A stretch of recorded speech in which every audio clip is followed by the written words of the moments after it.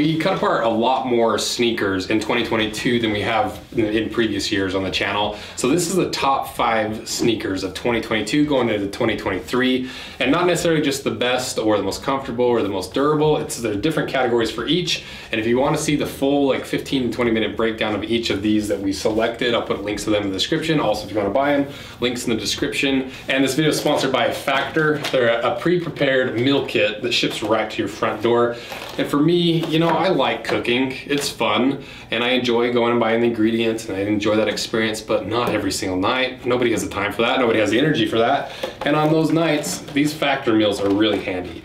And especially when you're busy and you want to eat healthy because you're in your early 30s and your metabolism has come to a screeching halt, and you want to hit all those important nutrients and different things that you're supposed to be eating that you never have the time for, Factor covers all those. And there's 3 really important things that Factor does that I really like. First one is it helps me avoid fast food and having food delivered, because when it's late at night and I don't want to cook, the first thing I do is look on one of the apps to have something delivered, which ends up costing me like at least 20 bucks per meal.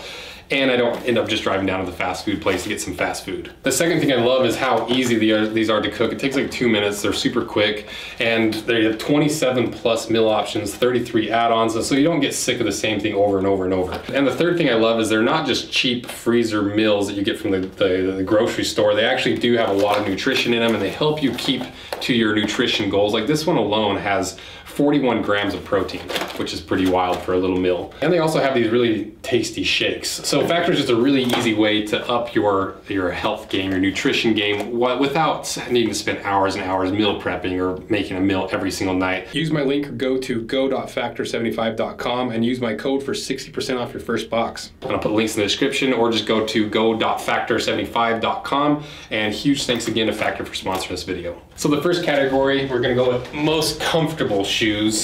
And this one is more of a technology than it is a specific shoe, because anything with Boost foam is so stinking comfortable.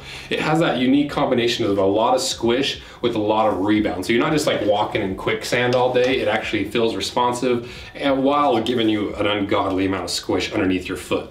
The only problem that I have with Boost, because I really like it, I like the fact that it's not just a thick sheet of foam. It's got these little encapsulated beads that give it unique properties, that give it a little bit of structure, like a honeycombing effect. And you know, there's a lot of interesting things that we've covered in these videos. But the thing that I hate is no matter how comfortable it is underfoot, every single one of these Boost foam shoes that I've worn they're all built on this huge wedge where the heel is a lot higher than the ball of your feet. So it feels like your feet are sliding right into the shoe the whole time you're wearing them. And I hate that. It drives me absolutely nuts. So I do love Boost foam, but I have yet to find one that isn't built on a giant heel wedge. So Boost foam, still number 1 of the most comfortable shoes. Like, I think like Seth Fowler and a few other guys are big Ultra Boost fans, and I get it now. I understand it. They're so comfortable. Next, let's go with best looking. So my favorite silhouette of the year was the not Yeezys, the New Balance 550s and 650s. I love these shoes. They're like 80s retro anime shoes. They look like a Gundam or a Transformer that you're putting on your feet. They have a really nice thick outsole, like twice as thick as any other shoe that we cut apart. Nice thick slab of foam through the midsole. It's board lasted, so it has a lot of the stability that you're used to if you're used to wearing boots rather than like these really soft foam soled shoes. And the only problem with these is that the leather is the absolute worst leather we've ever seen on any sneaker. You know, the 550s, they're the only ones, the only like big brand leather we've seen where they take that really cheap suede, put a fat layer of plastic on top and just put it on a sneaker and hope that nobody notices. It's absolutely terrible. But they are really cool looking. I love the look of them, and I feel like they're an easy shoe to pull off. You know, they're kind of dad shoe, they're kind of retro, they're kind of basketball. So there's a lot of different ways you can wear them, and I love the look of them, especially the ALDs with the off-whites. Another quick top 5 was the most surprising when it comes to quality. What shoe was I expecting to be terrible that ended up being pretty good? Well, the Yeezy 750s. This is by far the best built Yeezy that we ever cut apart so far anyway, and it has a lot of double layers. It's got a lot of high quality leather materials. You know, the zipper had some issues and, you know, a few issues here and there, but for the most part, I was expecting this to be garbage because it's one of the first Yeezys, and it's so old, and I just wasn't expecting much from it, but it's built a lot more like a boot than it is a sneaker. So it was very surprising, and that video was an interesting one to do. So that's an extra bonus one as well. Extra bonus surprise. Next is my overall favorite, but this one's probably already been spoiled. It's the GPS, and I've already covered this in the cut in half of the GPS, and then we also, I don't know if it's released yet, but on the Rose Anvil 2 channel, me and my sneakerhead consultant Colin sat down for like an hour and just discussed every little aspect of that. So I'll put that in the description. But number one, I still just love the GPS overall. It's my favorite shoe. It's not quite as squishy underfoot as like a Boost foam sole, but you can see what I mean, where this one's not built in that giant wedge. Your heel is about the same height as the ball of your foot. So if they could just make this shoe with Boost foam in it and make it durable and comfortable, I would die. It would be my dream shoe. Next, let's do best ugly shoe. You know, if you're gonna just wear something really ugly, what are you gonna choose? The Clark Wallabies. Because these have such a unique cultural history. You know, they've been popular with a ton of different subgenres of musical artists, different like real world artists, different groups of people throughout the last like 6 decades. And they've risen and fallen in popularity, and the story is really unique. So if you haven't seen this video, go watch that video.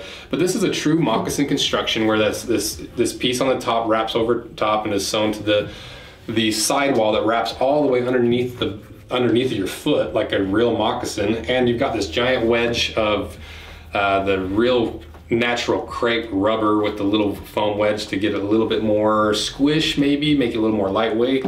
And it is a suede leather, but it's CF Stead suede, so it's a really high quality suede.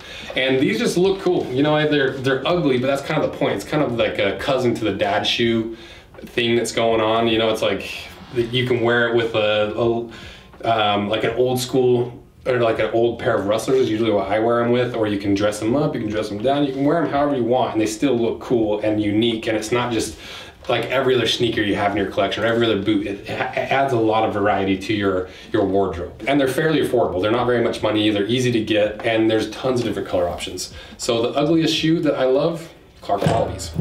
Next, the best, or my favorite retro sneaker that we did this year, it's gotta be the Jordan 11. I did not think this video was gonna be much. You know, it says, oh, it's a Space Jam shoe, and it's, you know, it's a Michael Jordan, it's the Jordan 11, whatever. But it is a very smartly designed shoe. There's a lot of engineering that went into it, and the material science is really what put it over the edge for me. Because I didn't just choose patent leather because it's shiny and it makes it look like a Corvette or something. It's chosen specifically because Michael Jordan kept blowing out the side of his shoe, and it didn't have as much stability on the inside of his shoe because of the way the fabrics and the leather stretched. So they went with the patent leather because it holds its shape a lot better, doesn't stretch nearly as much, and a ballistic nylon upper, which is wild. So you get this really flexible and durable upper combined with the rigidity and the stability of that, the lower part of the upper with the patent leather. And you have that carbon fiber plate, which gives it some extra support when you're jumping, a little bit extra like rebound, I guess is what it'd be, like spring loading that carbon fiber plate. And the story behind it's really cool. So overall, it's such an iconic sneaker. It's the Space Jam sneaker, so Jordan 11, but it's still designed really well. It's a lot of thought went into it, and it's still an iconic sneaker today that I think holds up even however many years later it's been. So it's one of the prime examples of taking materials and choosing them for function first that later informs the form. So you get this unique aesthetic that's based off of high quality materials that you wouldn't get if you were just designing it for aesthetics first. So that's why I love the Jordan 11. Another quick bonus sidebar, which shoe is the most ridiculous? It's gotta be the Scorpions. These things are so stupid, but they're not just stupid to be stupid. They're proof of concept, and it works well. They're hard to pop, relatively hard to pop, and they look like a space shoe. So they're not just ridiculous to be ridiculous, they actually work. And I think that's what made me choose these over some of the other shoes, because they're so crazy. Next to the best performance shoe that we cut apart for the year.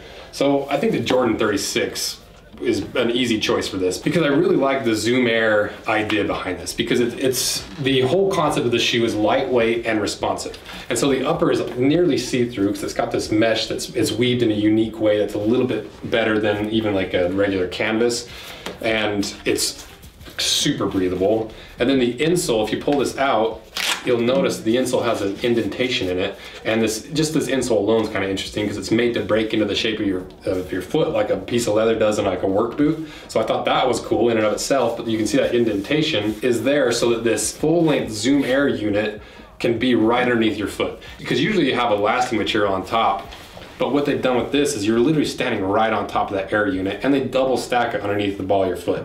It might be a little bit much if we're being honest, that you can kind of feel it underneath your foot. But I just really like that technology, and I liked how slim the silhouette was. It's not a super high heel. It looks really cool. You've got some unique features with similar to the carbon fiber plate on the Jordan 11, but it's a composite plate. You've got like a little bit of a shank on the inside.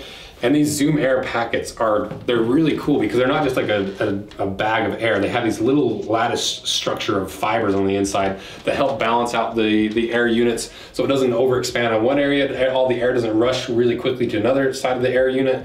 It's an upgraded version of even what we've seen in like the Scorpions, like I was talking about, instead of just a big open chamber. So it's similar to what I loved about the Jordan 11, where it's a function-based design. Same thing with this, where, you know, a lot of the design aesthetics are informed by the functionality of this shoe, and it is like a race car version of a sneaker because it's all about the lightweight materials and the performance first and foremost over everything else, which also includes the breathability and lightweight upper. So it is kind of like the sports car of this year's shoes that we cut apart, and I love them. I like playing in them, and I like the look of them, and I like the technology. So that wraps up the top 5 sneakers that ended up being like 7 or 8. But let me know what you guys think. And for the big giveaway for the $5,000 worth of boots and shoes, here are the winners, and we'll be contacting you. Congrats to everyone that won. I'm sorry if you didn't win, but thank you guys so much for being a part of that giveaway. It was so much fun. It's just really cool to be able to, as cheesy it is, like give back and hook you guys up with some boots and shoes. So huge thanks to all those brands that donated all the boots and shoes to you guys, and we'll be doing some more giveaways because it worked out really well. We got a lot of subscribers on the Rose Anvil 2 channel, we gained a lot of subscribers on the main channel, so it made it worth it to be able to do more giveaways. So thank you guys for participating. So let me know what you guys think of my list and what you would have changed, and if they're for different categories, what you would have chosen. And let me know what other sneakers you want us to cut apart, because we're starting to plan out the full year. So let me know what series you want us to do in 2023. So thank you guys so much for all your support. It's been an awesome year of 2022. I love doing this, so thank you. See ya.